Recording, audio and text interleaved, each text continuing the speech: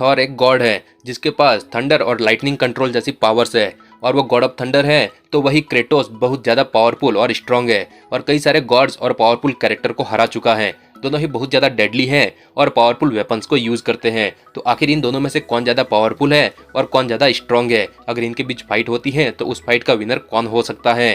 क्या होगा जब दो गॉड्स की आपस में फाइट होगी? क्या क्रेटोस थॉर को हरा पाएगा या थॉर क्रेटोस को ओवरपावर कर पाएगा? तो आज हम इन दोनों की पावर्स को कंपेयर करके कुछ पॉइंट्स के बेसिस पर एनालाइज करेंगे और जानेंगे कि God of war versus God of thunder में कौन ज़्यादा पावरफुल है। और यहाँ पर हम मूवीज़ में दिखाई गई थॉर की पावर्स को ही इंक्लूड करेंगे, क्योंकि कॉमिक्स में रियून किंग थॉर जैसी फॉर्म में तो थॉर अपने रियून मैजिक से फाइट 1 मिनट में ही खत्म कर देगा। तो वीडियो को आखिर तक देखना और चैनल को सब्सक्राइब करके बेल आइकन जरूर ऑन कर लेना। पहले बात कर लेते हैं थॉर और क्रेटोस की पावर्स के बारे में कि उनके पास कौन कौन सी पावर्स है। तो थॉर के पास है लीडरशिप स्किल्स। थॉर एक मास्टर टैक्टिशियन है। एसगार्डियन फिजियोलॉजी के चलते उसके पास longevity, regenerative healing factor, flight, strength, speed, agility, reflexes, stamina जैसी पावर्स है। और म्योल्निर एंड स्टॉर्म ब्रेकर से उसके पास lightning and thunder control, high speed flight, weight manipulation, energy projection, armour generation, resurrection, weapon summon करना और teleportation जैसी powers है। तो वही क्रेटोस के पास है strength, stamina, durability, reflexes, healing factor, shape shifting, resurrection, necrokinesis, knowledge of godly weapon, shadow manipulation, light manipulation, electrokinesis और कुछ कंडीशन में फ्लाइट जैसी पावर्स भी हैं। और अब बात करते हैं इनके बीच के फाइट की कंपैरिजन की, जहां दोनों गॉड्स एक दूसरे के आमने सामने हैं और कुछ पॉइंट्स के बेसिस पर कंपेयर करके जानते हैं कि कौन ज़्यादा पावरफुल है। क्रेटोस की ट्रू पावर्स को अब तक क्लियरली डिफाइन नहीं किया गया है, क्योंकि क्रेटोस जब भी अपने से ज़्यादा पावरफुल वाले ओपोनेंट से लड़ता है तो वो अपनी पावर्स को ओवरकम करके अपने ओपोनेंट को हरा देता है। पर ऐसा करके उसने हेरक्यूलिस, ज्यूस और क्रेनोस को भी हरा चुका है। क्रेटोस के पास जब प्रॉपर गॉड्स की पावर्स नहीं थी तब भी उसने गॉड ऑफ वॉर को हराया था। तो वही थॉर ने 1v1 फाइट में हल्क को डिफीट किया है और अपनी पावर्स के बारे में अवेयर होने के बाद वो लाइटनिंग को भी मैनिपुलेट कर सकता है और उसने पूरे इन्फिनिटी स्टोन के कंबाइन अटैक को स्टॉर्म ब्रेकर से काउंटर किया था। लेकिन हमने क्रेटोस की तरह थॉर को ज़्यादा पावरफुल कैरेक्टर से फाइट करते नहीं देखा है मूवीज़ में। तो अब बात करते हैं इनके स्ट्रेंथ के बारे में। क्रेटोस को हमने कई बार बुरी तरह से पीटते देखा है, लेकिन वो फिर उठता है और अपने ओपोनेंट को हरा देता है। 2 बार हेल से वापस आ चुका है और सबसे बड़ी बात कि क्रेटोस को खुद पर पूरा भरोसा है। वो जो करना चाहता है उसे करके ही रहता है। लेकिन अगर थॉर की बात करें तो थॉर ने न्यूट्रॉन स्टार की हीट को डायरेक्ट अपनी बॉडी पर फेस किया था, जिससे पता चलता है कि थॉर की ड्यूरेबिलिटी और फिजिकल स्ट्रेंथ कितनी ज़्यादा है। लेकिन थॉर को अपने आप पर क्रेटोस जितना भरोसा नहीं है। वो कई बार डिमोटिवेट हो जाता है, जिसके बाद उसे फिर से मोटिवेट करना पड़ता है। तो वही क्रेटोस भी डिमोटिवेट होता है, पर वहाँ पर वो सेल्फ मोटिवेट भी हो जाता है। थॉर को अपनी पावर्स पर पूरा बिलीव नहीं है, जिसकी वजह से वो स्नैप कर सकता है या नहीं ये भी उसे नहीं पता था। वो बस खुद को प्रूव करने के लिए स्नैप करना चाहता था। इसके अलावा वो वर्दी है या नहीं ये भी उसे क्लियरली डिफाइन नहीं था।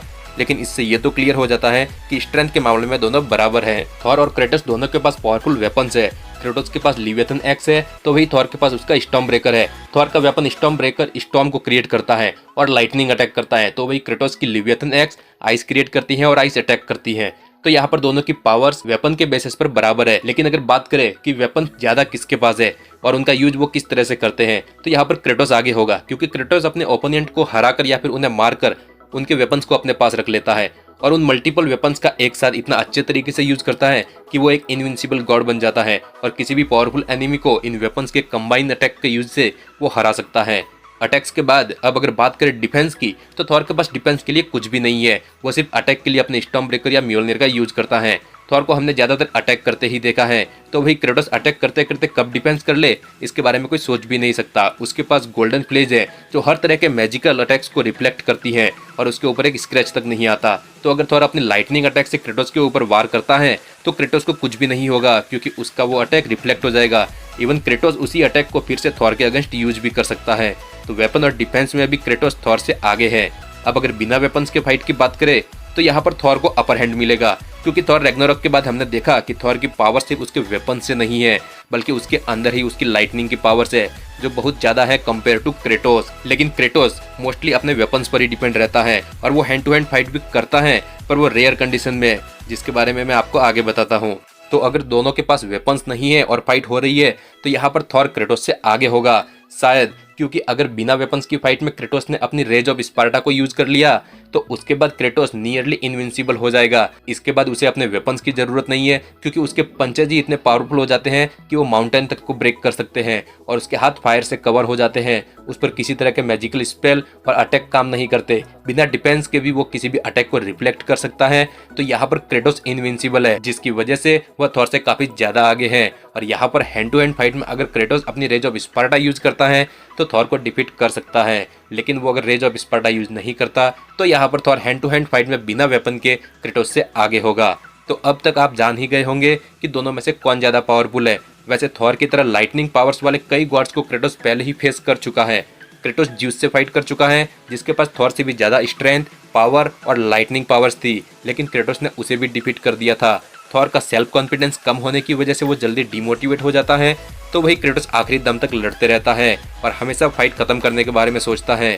तो इन सब फीट्स के बाद मेरे ओपिनियन में यहाँ पर मोस्ट पावरफुल, स्ट्रॉन्ग और इस फाइट के विनर के लिए मेरी चॉइस क्रेटोस है। वैसे ये कंपैरिजन थॉर की मूवीज में दिखाई गई पावर्स के बेसिस पर किया गया है, तो शायद यहाँ पर क्रेटोस ज्यादा पावरफुल दिख रहा होगा। लेकिन अगर आप कहेंगे तो आगे आने वाली वीडियो में हम रियून किंग थॉर या फिर थॉर की किसी मोस्ट पावरफुल फॉर्म के साथ भी क्रेटोस का शोडाउन जरूर करेंगे, जहाँ पर हो सकता है इनके बीच कुछ अच्छी टक्कर हो और वहां पर थॉर के जीतने के चांसेस भी ज्यादा हो।